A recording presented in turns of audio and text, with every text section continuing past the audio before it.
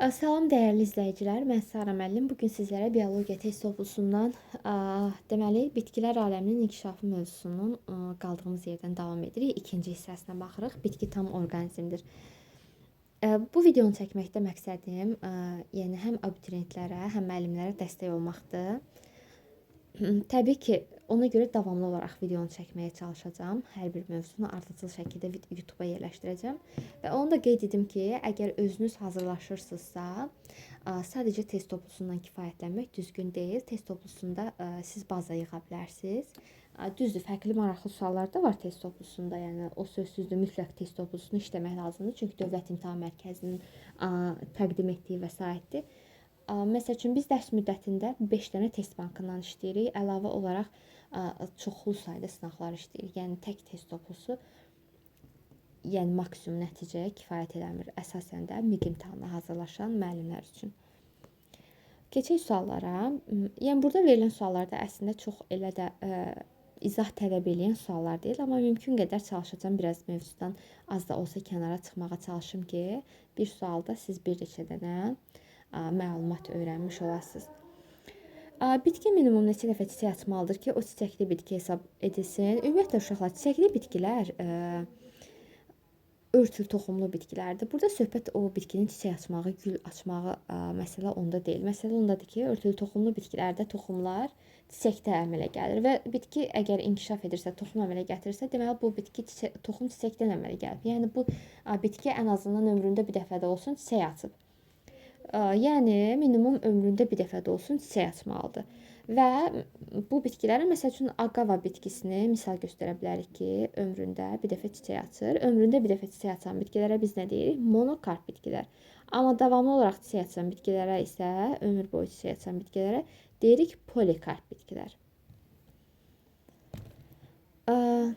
Bitkinin fotosintez edici toxuması ümumiyyətlə bitkinin digər toxumaları ötürücü toxuma, daha doğrusu törədici toxumadan inkişaf edir. Törədici toxumanın digər adı da meristem toxumasıdır ki, həmin toxumada daim mitoz bölünmə baş verir. Törədici toxuma, bitkinin ötürücü toxuması da yenə törədici toxumadan inkişaf edir. Hansı bitki hüceyrələri öz funksiyalarını yalnız hüceyrənin canlı mühtəviyyatı dağıldıqdan sonra yerinə yetirir? Borucuq hüceyrələri var ki, bitkidə. Bura kiselema borularını misal göstərə bilərik. Kiselema boruları vasitəsilə bitkidə olan bitkinin kökündən qeyri-üzvü maddələr, yəni mineral maddələr və su yuxarı doğru hərəkət edir, yarpaqlara doğru hərəkət edir. Bunu mütləq yadda saxlayın bu cümləni. Kiselema boruları vasitəsilə aşağıdan yuxarıya istiqamətdə hərəkət edir. Çünki floema boruları da var ki, floema boruları vasitəsilə bitkidə olan üzvi maddələr yuxarıdan aşağı, yəni yarpaqdan kökə doğru hərəkət etmiş olacaq. Bitkinin hansı hüceyrələri öz funksiyasını hüceyrənin canlı mühtəviyyatı dağıldıqdan sonra yerinə yetirir? Bu olacaq mantar hüceyrələri. Biz dedik mantar hüceyrələri, dərici hüceyrələri bir müddətdən sonra, dərici hüceyrələrdə dedik canlı hüceyrələr var. Bitki yaşlandıqca həmin o dərici hüceyrələri mantarla əvəz olunur. O da ölü hüceyrələrdən təşkil olunur. Hüceyrələr daima mitoz bölünməyə məruz qalan bitki toxuması, bayaq da dedim, törədici və yaxud da meristem toxumasıdır. Mantar hansı toxuma qrupuna aiddir? Mantar və dəricik örtük toxumasına aiddir. Burada da olacaq 3. Gövdən dəricik hansı toxuma qrupuna aiddir? Dəricik də yenə örtük toxumasına aid olacaq. Sporla çoxalmayan bitki, sporla çoxalmayan bitki toxumlu bitkilərdir. Burada da toxumlu bitki şeh çiçəyidir. Bitki gövdəsinin hansı hissəsində tez-tez mitoz bölünmə baş verir? Kambidə baş verir. Dedik, kambinin hüceyrələrinin bölünməsi nəticəsində bitki gövdəsi eninə doğru böyüyür. Bitki gövdəsinin hansı hissəsində tez-tez mitoz bölünmə baş verir? Gövdənin təpə hissəsində olacaq. Məsəl üçün, taxıl bitkilərində gövdənin buğum aralarında yerləşəcək, həmin mitoz bölünmə baş verəcək. Biz buna interkalyar bölünmə deyəcəyik. Ümumiyyətlə, mitoz bölünmə bitkidə harda baş verir? Bitki hansı hissəsindən böyüyür, həmin hissələrdə mitoz bölünmə gedir. Məsəl üçün, zoğ gövdə təpə hissəsindən böyüdüyünə görə təpə hissəsində olur. Taxıllarda gövdənin buğum aralarında yerləşəcək, buğumlarında və kökdə. Kökün də hansı hissəsindən ki, uç hissəsi və uç hissəsindən də dedik, kök uç hissəsindən böyüdüyünə görə orada baş verəcək mitoz bölünmə. Qarğagözü və qarğıdalı bitkilər üçün oxşardır. Təbii ki, kök sisteminin olmasına görə bu bitkilərdə saçaqlı kök sistemi var. Bitkinin torpaqdan aldığı su və mineral duzların yarpağa qədər daşınmasına iştirak etmir. Adi ələyə bənzər borular verir. Bəli, ələyə bənzər borular biz dedik üzvü maddələrin yarpaqdan kökə doğru hərəkətində iştirak edir. Kök təzyiqi bəli iştirak edir. Yarpağın sorucu qüvvəsi, transpirasiya prosesi və əmici tellərdə iştirak etmiş olacaq. İştiraklanmış hissəyə hansını yazmaq olmaz? Ümumiyyətlə göy yaşıl yosun bakteriyadır. Bakteriyadır, amma hansı bakteriyadır? Fotosintez edici bakteriyadır.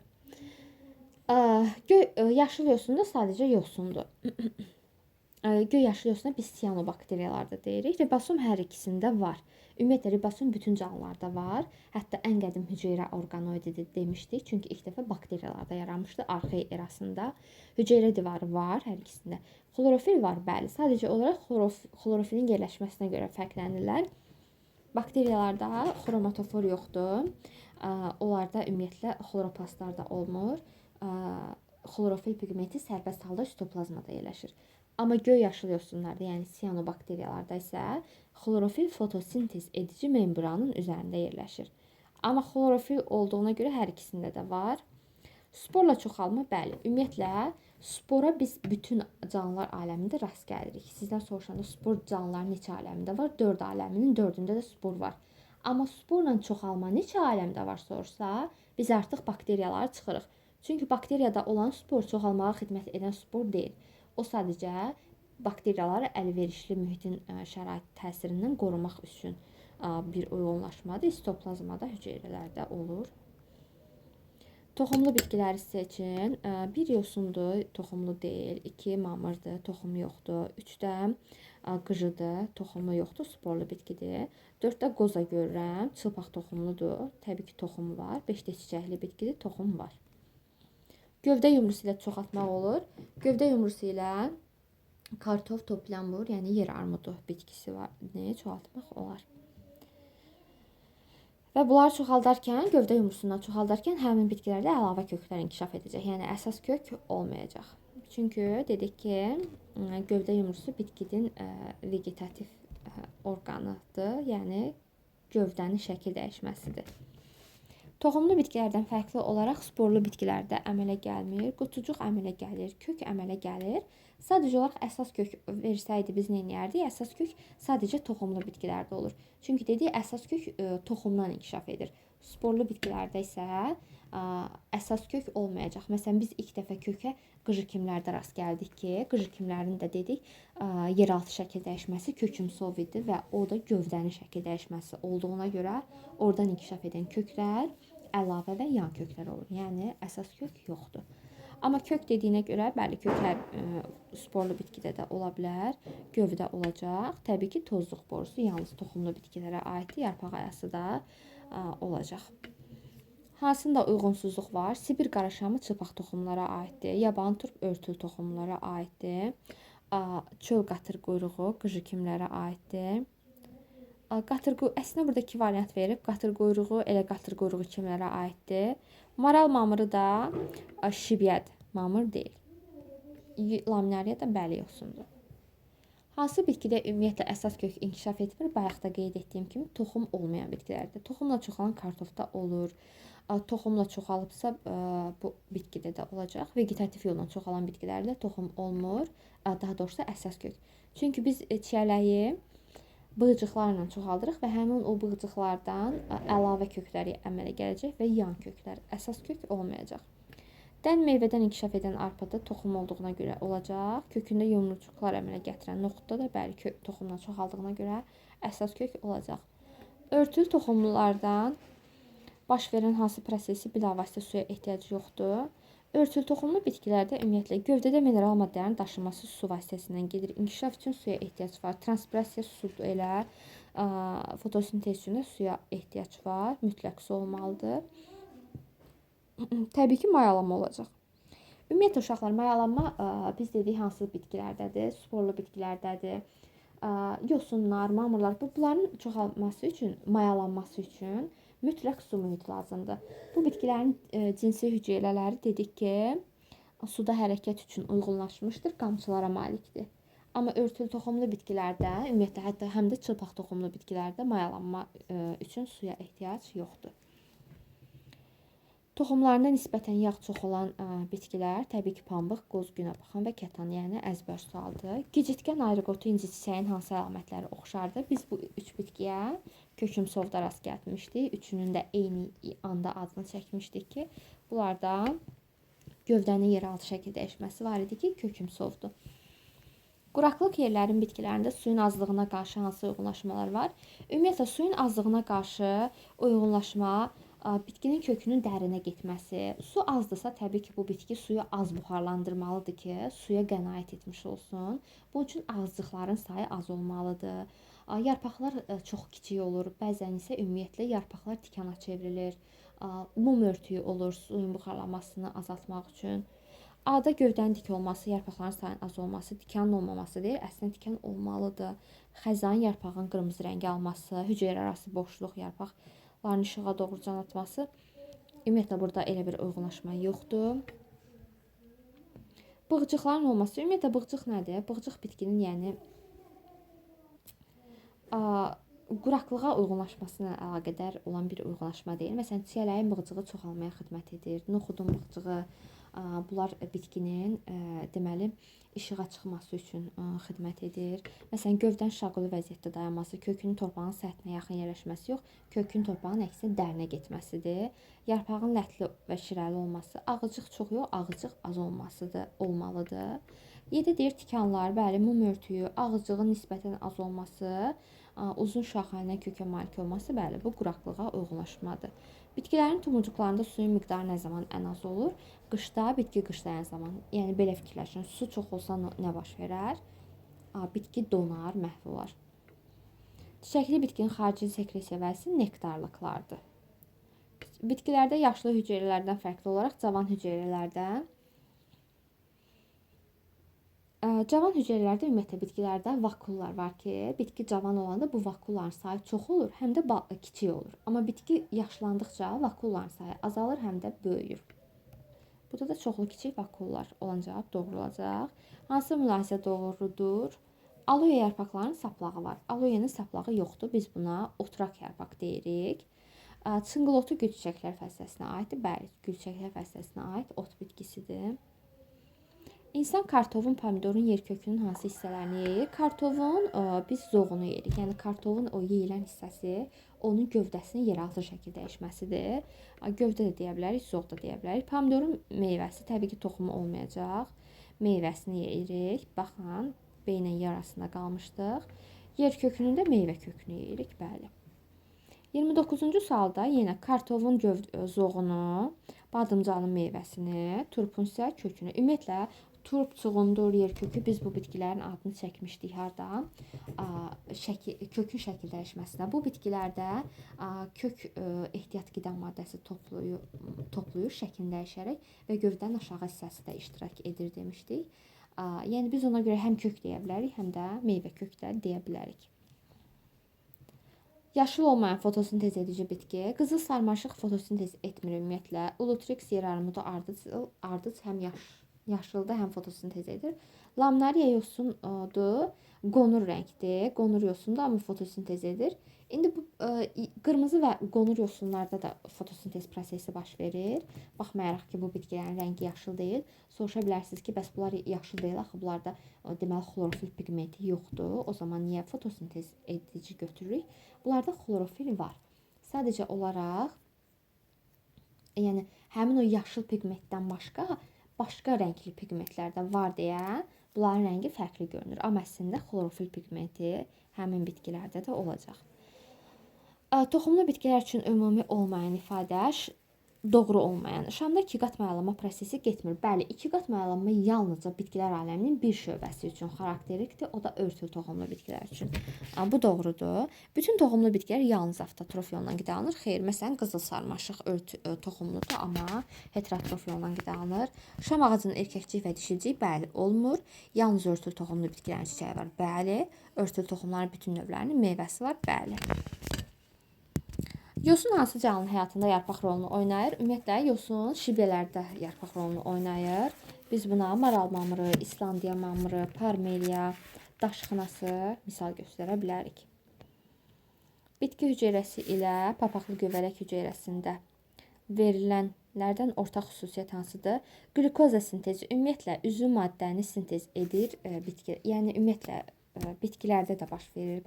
Fotosintez edici bakteriyalarda da ola bilər. Bəzi ibtidai heyvanlar var ki, məsələn yaşlı evqelinada üzvü maddə sintezi gedə bilir, amma göbələklərdə üzvü maddə sintezi getmir. Ümumiyyətlə 4 aləmin bir aləmində göbələklərdə ümumiyyətlə heç bir nümayəndəsində üzvü maddə sintez edən növü yoxdur. Zülal sintezi bəli gedəcək. Yenə nişasta sintezi getmir, xlorofil də olmur. Yosun göbələklərdə xlorofil pigmenti yoxdur. Bu da olacaq yalnız 2. Yalnız 2 növ vegetativ orqan var. Nepenthes, milçək tutan, şeh çiçəyi, qarğıgözü bunların kök gövdə yarpağı var, amma qovuqlu bitkinin kökü yoxdur. Qovuqlu bitki ümumiyyətlə hansı bitkidir? Örtül toxumlu bitkilərə aiddir. Bu bitkinin kökü yoxdur. Kökü olmadığına görə bu bitkinin yarpaqlarının şəklini dəyişərək uç hissədən qovuğa çevrilmişdir və bu bitki həşəratla qidalanır. Nəyə görə? Çünki kökü olmadığına görə bəzi maddələri, məsələn azot, fosfor kimi maddələri torpaqdan ala bilmədiyinə görə artıq o həşəratlarla qidalanaraq həmin o maddəni o şəkildə qəbul etmiş olur. Yalnız 2 növ vegetativ orqanı olan bitki, generativ orqan. Generativ orqan məsəl üçün dağ laləsi, palıd, çiyələk. Bu bitkidə 3 növ generativ orqan var, çünki çiçəkli bitkilərə aiddir. Generativ orqan da çiçək, meyvə və toxumdur. Xlorellada da ümumiyyətlə yoxsundur. Bunlarda nə vegetativ, nə də generativ orqan yoxdur. Amma sər bitkisində 2 cür generativ orqan var. Buna da aid toxum və qoza. Eyler-Venn diaqramında X, Y seti müəyyən edin. Deməli, erkək yaşıl quş mamırına aid bu X-dir. Z yalnız dəvə dabanıya aid olanları götürürük. Y-də də hər ikisinə. Allel genlər cütünə malik olmaması.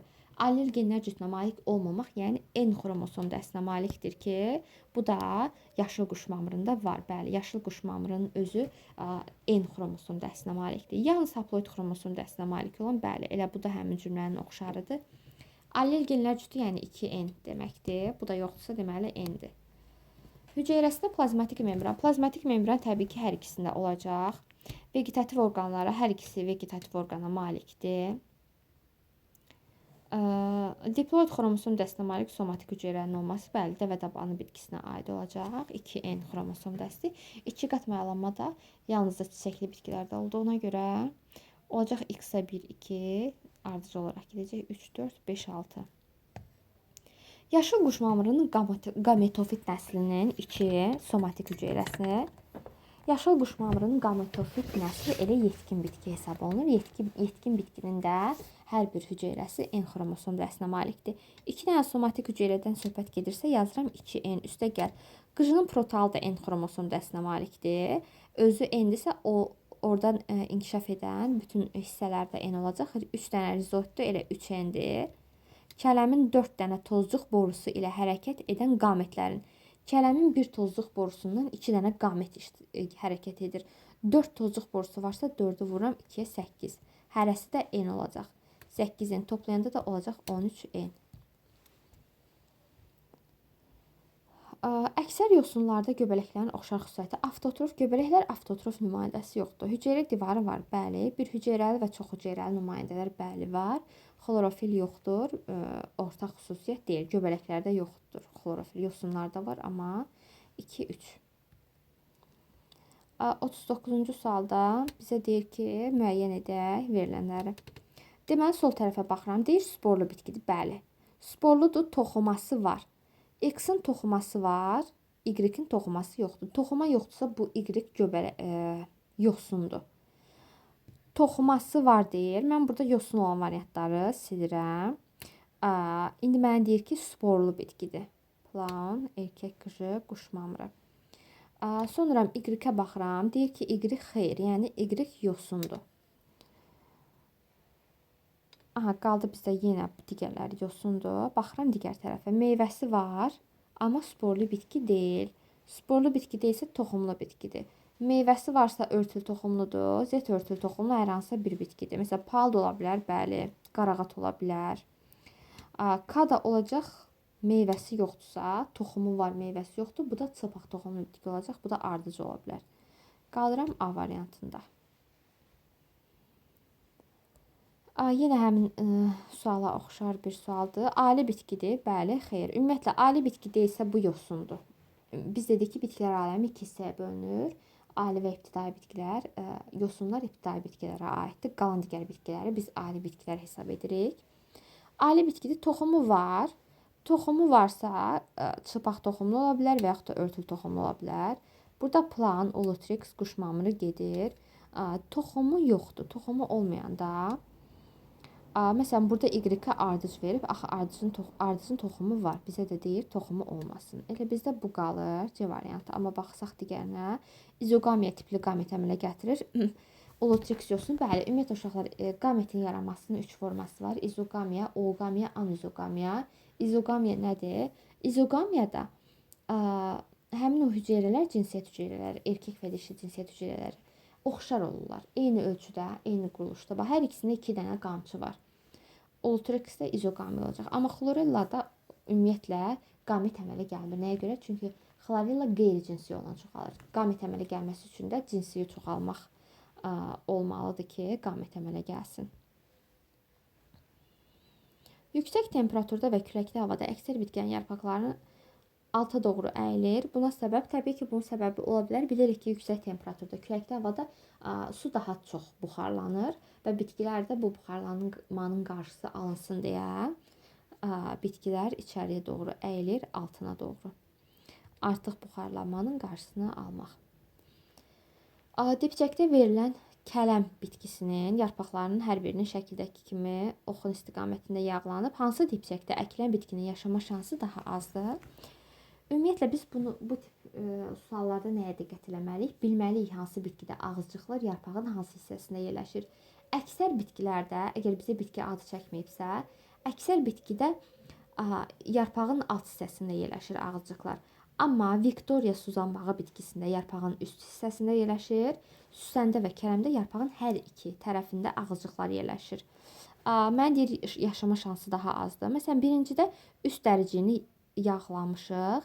Əgər bu Viktoriya və suzanbağı olsaydı, mən elə birincini götürərdim ki, yaşama şansı azdır. Amma bu kələm bitkisi olduğuna görə üst dəricə yağlanıbsa, deməli alt dəricindəki ağızcıqlar vasitəsilə yaşamına davam edə bilər. İkincidə yalnız altı yağlanıb. Altı yağlanıb kələm bitkisidir. Altı yağlanıbsa üstündə də ağızcıqlar var. Üçüncüdə həm alt, həm üst hissə yağlanıb. Təbii ki, üçüncü. Ümumiyyətlə, bu istənilən bitki ola bilər. Həm üstünü, həm altını yağlamışamsa, bunun yaşama şansı az olacaq. Çiçəkli bitkinin həyatında hansı hadisələr suyun iştirakı ilə həyata keçirilmir? Transpirasiya, fotosintez su vacibdir. Yenə fotosintez tənəffüsdə o qədər də vacib deyil, amma fotosintez üçün lazımdır. Burada tənəffüs var, amma transpirasiya su lazımdır. Tənəffüs və mayalanma, bəli. Ümumiyyətlə, mayalanma dedik, sporlu bitkilərdə su mühitindən asılıdır. Məsələn, qıcı kimilərdə, planlarda, hətta mamırlarda, yosunlarda. Mineral maddənin bitkiyə daxil olması üçün su lazımdır. Suda həll olmuş şəkildə mineral maddələr bitkiyə daxil olur. Aşağıdakı sırada göstərilən bitkilərdən vegetativ və generativ orqanların müxtəlifliyin artması ardıcıllığını. Deməli, vegetativ və generativ orqanların müxtəlifliyi maksimum sayda olan örtülü toxumlu bitkilərdir. Toz ağacı örtülü toxumludur. Toz ağacından sonra şam gəlir. Toz ağacında 6 növdür cəmi, ümumi saysaq. Kök, gövdə, yarpaq, çiçək, meyvə, toxum. Amma şamda kök, gövdə, yarpaq, toxum və qoza 5 cür, cəmi 5 cürdür. Dəniz kələmi də yosundur. Bu bitkidə də ümumiyyətlə sıfırdır. Heç bir vegetativ və generativ orqan yoxdur. Quş mamırı, quş mamırında məsələn kök yoxdur, ümumiyyətlə heç bir vegetativ orqan da yoxdur. Burada qovaq gəlir, qovaqdan sonra ardıc gəlir. Əksin sayı artıb azalıb.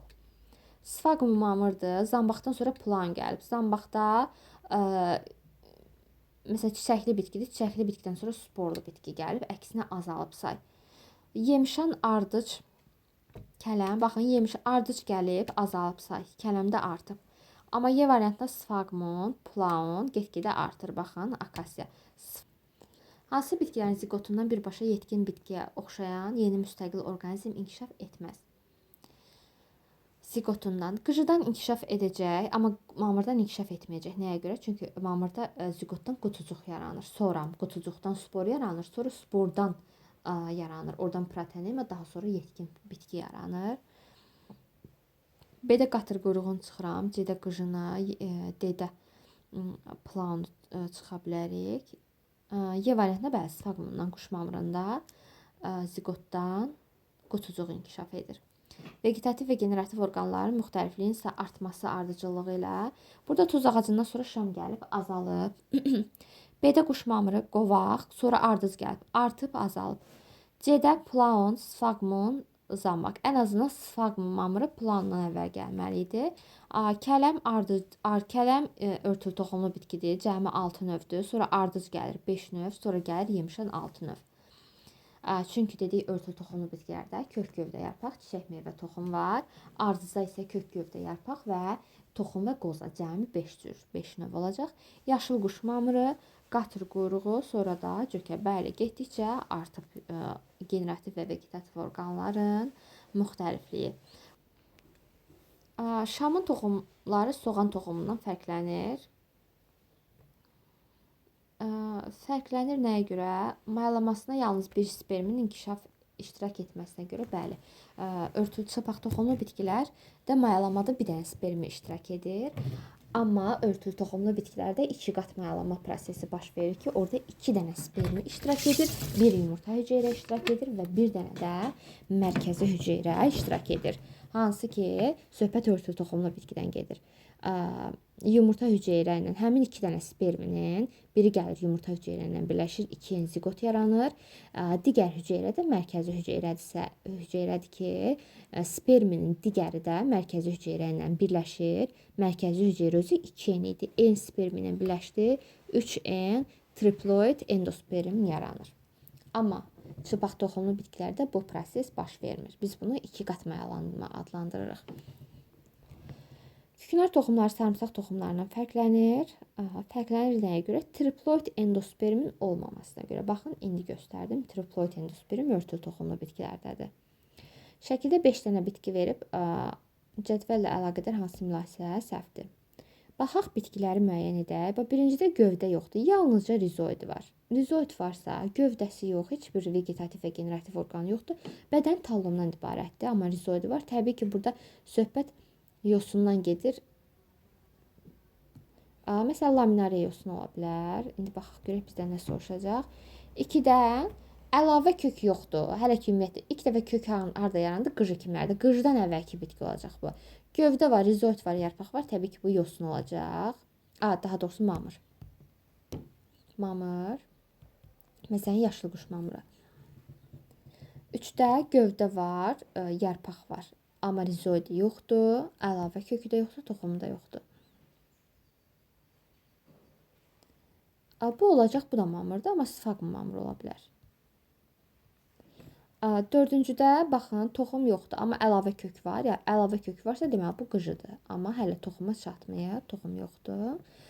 5-cidə də rizoid yoxdur. Gövdə, yarpaq, əlavə kök, toxum var. Bu da hər hansısa bir toxumlu bitkidir. Ya çılpaq toxumludur, ya da örtülü toxumlu.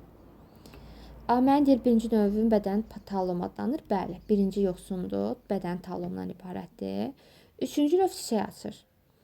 Xeyr, çiçək, ümumiyyətlə çiçək, toxum yoxdursa, ümumiyyətlə burada çiçəkdən söhbət gedə bilməz. 2-ci növ protonema əmələ gətirə bilər. Bəli, mamırın ilk cücərçisi ilə protonema adlanır. Bu fikir doğrudur. Bizdən səhv mülahisəni soruşur bizə, o zaman biz B variantını götürəcək. 3-cü, əslində bitkilərin adını yazmağa ehtiyac yox idi. Elə biz baxanda görərdik ki, variantlara birinci baxmış olsaydıq, toxum yoxdursa, deməli çiçək də yoxdur. 50-ci sual 5 dənə bitki növü göstərib. Hansı mülahisə doğrudur? Gəlin uşaqlar, yenə biz digər cədvəldə bitkiləri qeyd etmişdik. İndi gəlin variantlarla gedək. Deyir, 4-cü növün ilk cücərçisinə rizoidlər əmələ gəlir. 4-cüyə baxaq görək nədir? İlk cücərçisində, bəli, bu olacaq qıcı kimlərə aid ola bilər. Qıcı kimin də ilk cücərçisi protal adlanır və rizoidi var. Əlavə kökü var, yarpaq var, gövdəsi var. Elə A doğru olacaq. B-də birinci növ ali bitkiyə aiddir. Birinci növ yalnızca rizoidi var. Laminariya yosun ola bilər. Yosun ibtidai bitkidir. İkinci növ meyvə əmələ gətirir. Toxum olmadığına görə meyvə əmələ gəlməyəcək. Beşinci növ ancaq xemotrof yolla qidalanır. Xemotrof yolla yalnız bakteriyalar qidalanır ki, burada ümumiyyətlə bakteriya mümkün deyil olsun. Çünki ən azından orqanlar var. Bakteriyalar sadəcə hüceyrədir. Çox sadə quruluşa malik canlılardır. Üçüncü növdə 2 qat mayalanma gedir. 2 qat mayalanmanın getməsi üçün birinci toxum olmalıdır, sonra da çiçəkli bitki olmalıdır. 51-ə baxırıq. Yenə bizə nə deyir? Deyir, hansı cədvəldə ilk dəfə bitki qrupunda bütün növ vegetativ orqana rast gəlinmişdir. Yəni kök, gövdə, yarpaq ilk dəfə harda yaranıb? Qıcı kimlərdə biz rast gəlmişdik? Təbii ki, kök olan. Onsuz da gövdə və yarpaq mamırlardan bəri biz gördük. Toxum ilk dəfə harda yarandı? Baxın, N-də. Burada da N-i götürəcək. İlk dəfə bütün növ vegetativ orqanlara rast gəlmişdir. Daha doğrusu mən burada kök fikirləşib toxumu işarələmişəm. Təbii ki, ilk dəfə rast gəlinib. Ümumiyyətlə toxumlu bitkilərdə onsuz da var bütün növ vegetativ orqanlar, amma ilk dəfə əmələ gəlmişdir deyəndə biz bunu götürəcəyik. Bu da qıcı kimlərə aiddir. Yəni M-də. Şehçiçəyi qızıl sarmaşıq şampinyon üçün ümumi əlamət. Təbii ki, bunların üçün ümumi əlamət heterotrof yolla qidalanması. Eyler-Venn diaqramına əsasən uyğunluğu müəyyən edin. Demək, şamın sarımtıl yaşıl qozaları, bu erkək qozalardır. Eyni zamanda söyüdün sarımtıl rəngli çiçəyi də erkək çiçəklərdir. İndi baxaq görək bizə nə soruşur. Tozcuqlar olur. Təbii ki, hər üçündə, ikisində də tozcuqlar olacaq. Erkəkcik erkək bitki olduğuna görə, daha doğrusu şam çapaq toxumlara aiddir. Çapaq toxumlarda erkəkcik olmur. Erkəkcik örtül toxumlardadır. Ona görə söyüd götürəcəyik. Toxumları olmur. Toxumlar. Bəli, toxum əmələ gəlir dişi bitkidə. Bunlar erkək bitki olduğuna görə toxumları olmayacaq. 3 aiddir. Tozuğunu 2 hava qovuqcuğu şama aid olan bir xüsusiyyətdir. Küləklə daşınır. Bəli, küləklə tozlanır. Bu hər iki bitki, hər ikisinə aiddir. Mayalanmada tozuq yalnız bir spermisi iştirak edir. Bəli, bu da şama aiddir. Çünki örtülü toxumlu bitkilərdə mayalanmada 2 sperm iştirak edir. 1-ə 4, 6, 3-ə 1, 3, 5, 2-yə də 2. Nümayəndələrində ölü hüceyrələrin sayı nisbətən az olan əsas bitki qrupu. Burada uşaqlar biz nəyə diqqət eləməliyik? Ölü hüceyrələrin sayı az olan, yəni toxuması yoxdur olmayan bitkiləri götürəcəyik. Çünki biz dedik bəzi toxuma qrupları ölü hüceyrələrdən təşkil olunmuşdur. Burada da məsəl üçün ötürücü toxuma tutaq ki, ksilema boruları ötürücü toxumalardan təşkil olunub ki, ölü hüceyrələrdir. Məsələn, mexaniki toxumanı misal göstərə bilərik. Amma yosunlarda toxuma olmadığına görə olacaq yosunlar. Hansı bitkidə köklər generativ orqandan əmələ gələ bilər, yəni toxumdan əmələ gələ bilər. Buna da toxumlu bitkiləri götürürük. Günəbaxan və ardıc. Hansı bitkilərdə generativ orqandan köklər əmələ gələ bilməz? Burada da yenə ardıcla günəbaxan gedəndə 1-dən 4 qalır. Venn diaqramına əsasən doğru olanları müəyyən edin. Bir də verib ki, yarpaqları mürəkkəbdir. Noxudun yarpaqları mürəkkəbdir, amma bu ortada olmalıdır. Yəni həm noxuda aiddir, həm lobiyaya aiddir. Gövdəsi dırmaşandır. 2-ni verib, bəli, noxudun gövdəsi dırmaşandır. Cücərən zaman lapa yarpaqlarını torpaqdan çıxara bilmir. 3-ü verib lobiyaya. Amma əksinə lobiya dedik, cücərən zaman ləpə yarpağı bitki ilə bir yerdə torpağın üzərinə çıxır. Meyvəsi paxla meyvədir. 4-ə hər ikisinə aid edib. Bəli, bu fikir də doğrudur. Həm noxud, həm lobiya paxla meyvəli bitkidir. Bu fikir də səhvdir. Öz-özünə tozlanır. Ehtiyat qida maddələri ləpə yarpaqlarında yerləşir. Bu yazılmalı idi. 6 ortada yazılmalı idi. Çünki həm noxudda, həm lobiyada ehtiyat qida maddələri ləpə yarpaqlarında yerləşir. Toxumlu bitkilər haqqında doğru olanları müəyyən edin. Yalnız mil kök sisteminə malikdir. Xeyr, saçaqlı kök sistemində də var. Bütün fərdlərdə yumurtalığın olması. Bu fikir də yanlışdır. Çünki çobaq toxumlu bitkilərdə yumurtalıq olmur. Həmin bitkilərdə də Deməli, toxumlar yumurtalıqda deyil, açıq şəkildə yerləşir. Elə ona görə də onların adı çılpaq toxumu sayılır. Yan kökün iki növ kökdən əmələ gələ bilməsi. Bəli, yan kök əsas və əlavə kökdən əmələ gələ bilər. Toxum cücərən zaman heterotrof yolla qidalanmalar. Bəli, toxum cücərən zaman heterotrof yolla qidalanır. Çılpaq toxumlu bitkilər örtülü toxumlardan onunla fərqlənir ki, meyvələri olmur. Bəli, meyvələrin olmamasına görə fərqlənir. Mayalanmada bilavasitə 4 hüceyrə iştirak edir. Bu 4 hüceyrə iştirak edir örtülü toxumlu bitkilərdə. Yumurtacıq yumurtalığın içərisində yerləşmir. Bəli, bayaq da qeyd etdik. Əsas kökü şem kökçüyündən inkişaf edir hər ikisində. Çünki toxum var hər ikisində. Mayalanmada bir sperm iştirak edir. Bəli, çılpaq toxumlarda bir sperm iştirak edir. 6-da da verir. Generativ orqanları yoxdur. Yox, çılpaq toxumda generativ orqan var. Ən azından toxumu var hər ikisində. Və qoza var, amma qoza fərqlidir meyvədən. Bu da olacaq 1, 3 və 5. Ehtiyat toplayıcı toxumu adətən hansılarda üstünlük təşkil edir? Ümumiyyətlə, ehtiyat toplayıcı toxumu harda olur? Olur özəkdə, ola bilir meyvədə və olur ağbaş kələmin daxili yarpaqlarında ehtiyat toplayıcı toxumaya rast gəlinir. Yəni, orada ehtiyat qida maddələri toplanır. Uyğunluğu müəyyən edin. Əsas toxumaya aiddir. Əsas toxumaya aid olacaq, deməli, sütunvari toxuma, parenxim, sonra süngərvari parenxim, 1-ə AD, təkamül prosesinə ilk dəfə çılpaq toxumlarda əmələ gəlib. İlk dəfə çılpaq toxumlarda əsas kök əmələ gəlib. Ötürücü toxumaya aiddir. Təbii ki, burada da borucuqlar olacaq. Gövdə borucuqları və ələyə bənzər borular. Uyğunluğu müəyyən edin. Ontogeniz zamanı 2 cür xromosom dəstinə malik olur. Burada yəni söhbət nədən gedir? N və 2N ola bilər. Amma 3 cür xromosom dəstinə malik olan bitkilər təbii ki, çiçəkli bitkilərdir. N, 2N və 3N xromosom dəstinə rast gəlinir. Məsələn, A-da verib sarı çiçəkli söyüd. Söyüd çiçəkli bitkilərdir, amma bu erkək bitkidir. Erkək bitki olduğuna görə burada endosperm yaramayacaq. Yəni 3N xromosom dəstinə rast gəlinmir. N və 2N olacaq. 1-ə A uyğun gəlir. Şambəlli çılpaq toxumlarda ontogenez boyu yalnız 2 cür xromosom dəstinə rast gəlinir və küknar çılpaq toxumlu olduğuna görə 3 cür xromosom dəsti də olacaq kələmdə və badımcanda. D və Y olacaq.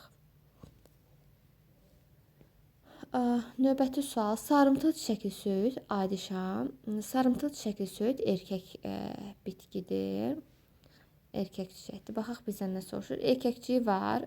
Erkəkcik yalnız çiçəkli bitkilərə aiddir. Sonra ontogeniz zamanı 2 cür xromosom dəsti olan hüceyrələr olur. 2 cür xromosom dəsti bir erkək bitki dolu çiçəkli bitkilərdən, bir də çılpaq toxumlu bitkilərdə. Yəni 3-ə B, 3-ə aid olacaq. Toxum əmələ gəlmir. Bu erkək bitkiyə aid olacaq. Çünki burada toxum dedik, dişi bitkidə əmələ gəlir.